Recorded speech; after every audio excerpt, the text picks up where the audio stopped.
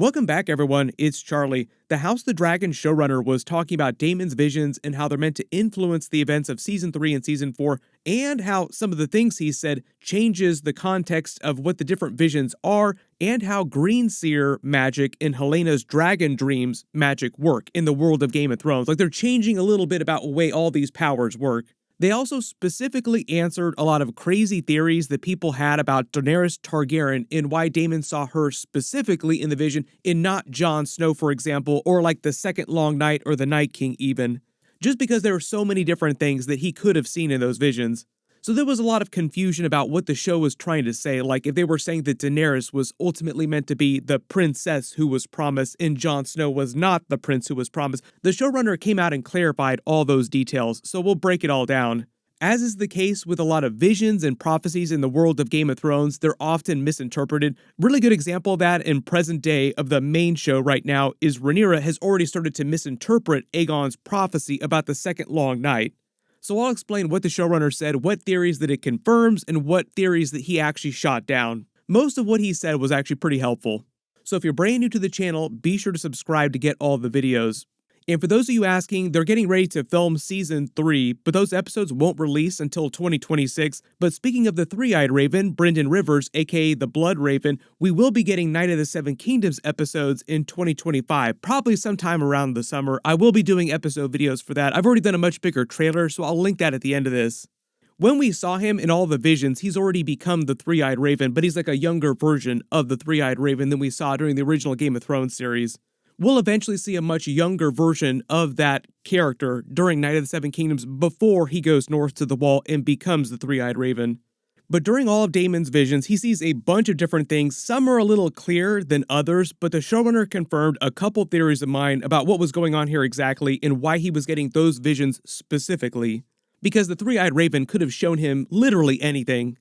I know there were a couple of details like Helena's presence inside the dream itself, the visions themselves. Like she knew she was in the visions and she was communicating with Daemon in real time while he was having those visions, and she seemed like she had a level of control inside those visions. Like she's slowly getting more and more powerful. So this is how the showrunner clarified all these different visions and what was happening during all these scenes. He confirmed that Alys Rivers had been trying to shepherd Daemon back to the side of the Children of the Forest, the Old Gods, the side of good, basically the side of the Three-Eyed Raven, who's kind of trying to orchestrate things from the future so that the timeline plays out in a beneficial kind of way for them. And it is him using his Green Seer powers from the future to influence events and communicate with people in the past, which we saw them do during the original Game of Thrones series, everybody remembering Hodor, hold the door. Because in present day of the show right now, House the Dragon, Brynden Rivers, the Three-Eyed Raven, has not actually been born yet, so like everything he's sending to Daemon has to be from the future. One of the main powers of Green Seers is the ability to see everything from the past that weirwoods have seen, which is why they can only see in proximity to actual weirwoods. The show sort of expanded on this and made it way more powerful of an ability. But the Three-Eyed Raven, eventually Bran, anybody else that's a Green Seer can do what we saw them do during the original Game of Thrones series, basically take a tour of the past. So that's how the Three-Eyed Raven is communicating with Daemon here, showing him these visions. They didn't explain too much specifically about how Alys Rivers was a servant of the Three-Eyed Raven. She was mostly just a pawn, as she said to Daemon herself, like, I'm just a pawn like you are in this grand scheme of things.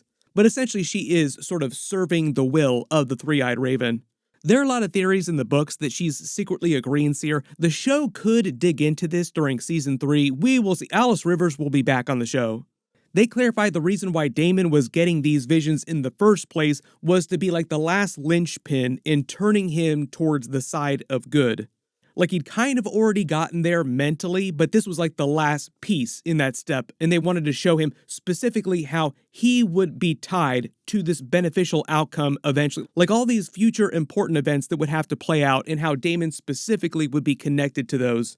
So was the Three-Eyed Raven specifically playing on Daemon's ego and his sense of vanity, showing him this is how you will influence this beneficial outcome. So everything Daemon sees, all the different visions in the people are either tied to his family, like his direct line, his bloodline, or events that he is directly involved in. Which helps nail down when some of these events happen in the timeline, because some of them are a little confusing as to when they actually happen. So first off, Daemon is the grandfather of the three-eyed raven here, Brynden Rivers, aka the Bloodraven. So a big part of all the visions is him showing Daemon his direct family line, like I said, like his bloodline that will come from his and Rhaenyra's children. The three-eyed raven was born Brynden Rivers, a bastard of Aegon IV, who was the son of Viserys II, this little guy here that we saw with Rhaena and his brother Aegon III, both of Daemon's children with Rhaenyra.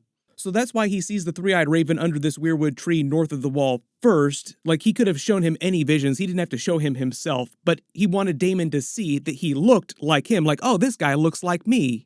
So remember, this is him playing on Daemon's ego. The reason why the raven comes out of his birthmark is because in the books, the birthmark was the shape of a raven, and because it's red blood colored, that's how Brynden Rivers got the nickname the Bloodraven before he became the three-eyed raven. They did confirm that Daemon is meant to see the White Walker and the Whites from the perspective of a direwolf. That's why the camera seems like it's loping here from perspective. But it's meant to be a vision of the future, not a vision of the past. And the reason why the White Walker looks different from the Night King is because they wanted it to be a totally random White Walker. It's not supposed to be the Night King himself. It's just meant to be a vision from later in the timeline, sometime between the events of Game of Thrones Season 1 and Season 7, when they march south of the wall, like once they break through the wall. All the dead dragons were meant to be different. In the original storyboards for this vision, there was a much larger field of many, many dead dragons, not just like the two that you see here.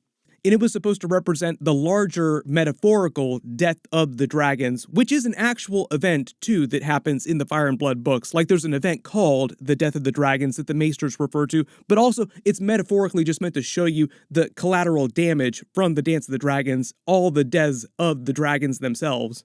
Very, very bad, because if they were to go north of the wall right now and try and nuke the White Walkers, they could actually win pretty easily. But it's way harder to do that if you do not have any dragons anymore.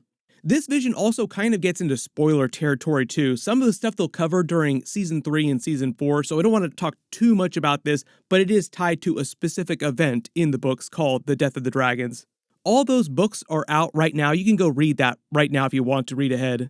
I think what happened in the final version of this scene that they did, they cheaped out just a little bit, like they wanted to save some money, so they only just did 2 dragons instead of like a bunch of different dragons here.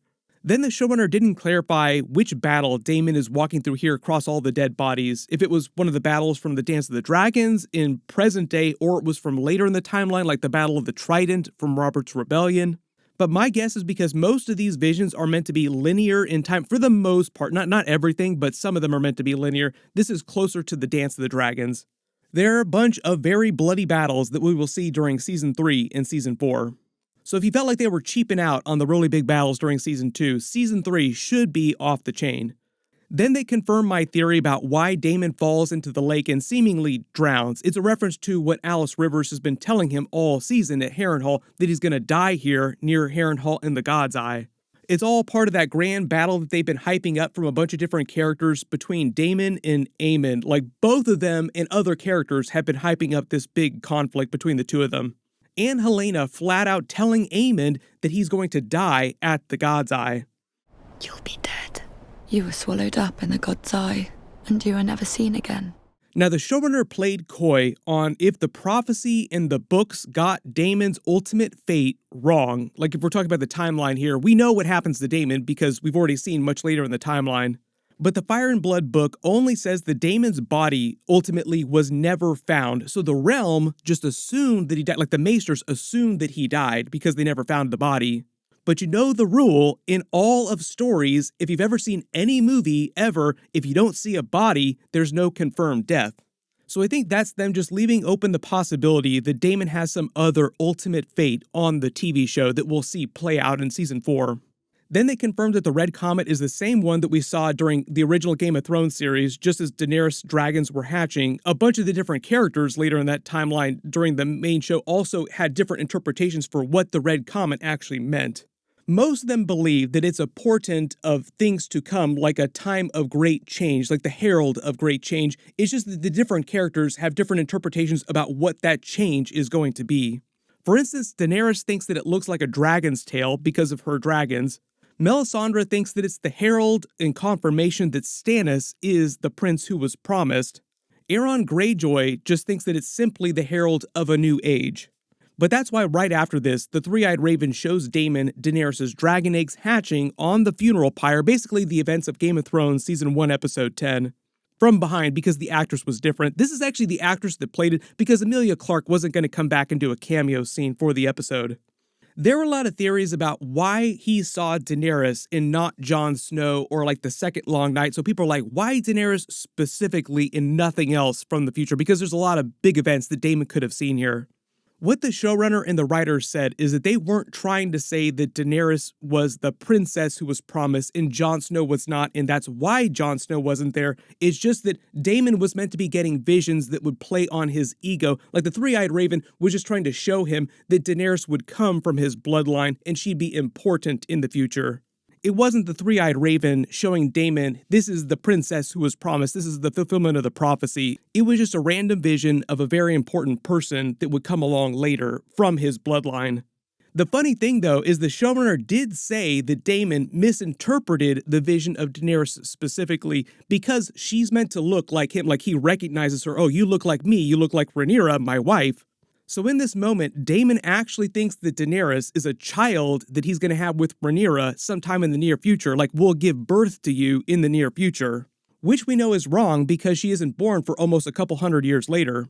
But if it wasn't clear, both Daenerys and Jon Snow come from Daemon and Rhaenyra's line, so like ultimately they are part of Daemon's bloodline. So the show wasn't trying to make any kind of definitive statements about who the prince who was promised actually was, or like the ultimate fulfillment of the prophecy. Personally, I always thought that it was meant to be the combination of Jon Snow and Daenerys coming together like the fire and ice. Also, the idea that Jon Snow is literally the son of both fire and ice. But I'm sure at some point, maybe in like the next 100 years, hopefully George R. R. Martin will somehow nail that down in the next couple of books. But the writers and the showrunner said the last vision of Daemon seeing Rhaenyra on the Iron Throne with her crown, like adult Rhaenyra, was meant to be a very clear indicator of the outcome that needed to happen in order for all these good things to come to pass. Sort of like beating Daemon in the face with the outcome that needed to happen, like Rhaenyra needs to be on the Iron Throne. When it comes to Helaena Batmaning herself into Daemon's vision in real time, like she has control over some of these visions herself, the way the showrunner explained it is that as time has gone by, Helaena has become more powerful, and they're sort of combining the way that Dragon Dreams work with the way the Greenseer powers work. This is not something from the books. Like the way the books get into it, they make it seem like they're completely different types of abilities. And usually when you hear about people having dragon dreams, they're of things that happen in the future, and typically in the books, Greenseers only see things from the past. But on the show, they're simplifying that, and Helaena, for example, can see things all across the timeline, and her powers work similar to Greenseer powers now. I did a totally separate video earlier this season when they revealed all the different visions, or not all of them, but most of the visions that Helaena has had, and a lot of them are things that happen in the future, like Jon Snow and Daenerys. So like Helaena has watched all the original Game of Thrones DVDs, like she's seen everything that's going to happen in the future, and now apparently everything in the past as well too. Helaena, could you please tell us how George R. R. Martin's books are going to end? One of the other big things that they've changed about the House of the Dragon TV show from the original books is they're bending the timeline a lot and changing when certain things happen in the timeline, I think mostly in service of keeping as many of the big main characters around for the entire show as long as possible. For example, the Fire and Blood book that talks about the Dance of the Dragons that they're adapting for the show goes on to explain what happens after a lot of the main characters are dead. But I actually think the way the showrunner and the writers talk about the House of the Dragon show is that they're going to end with Rhaenyra's death. And even though the books continue on with what happens after Rhaenyra dies, they'll stop the show at that point just because they're treating Rhaenyra like she is the actual main character of the show. And they confirmed that Season 4 is the final season. There'll probably be at least like 1 or 2 big deaths during Season 3, but I'm expecting them to save a lot of like the real big deaths for the final season itself. But if there's any other questions you have about what's going on during Season 3 or what was going on during Daemon's visions that I didn't talk about in the video, just write them below in the comments and I'll add them to my future bonus videos. We'll probably get a bigger trailer for Night of the Seven Kingdoms later this year too, in early next year, just based on the timeline of when they typically release big trailers like that. Everybody click here for the first big trailer for that, and click here to learn what was going to happen in House of the Dragon Season 2, Episode 9 and Episode 10 before both of those episodes were deleted and they completely changed the scripts. Thank you so much for watching, and I'll see you guys in the next one. Bye.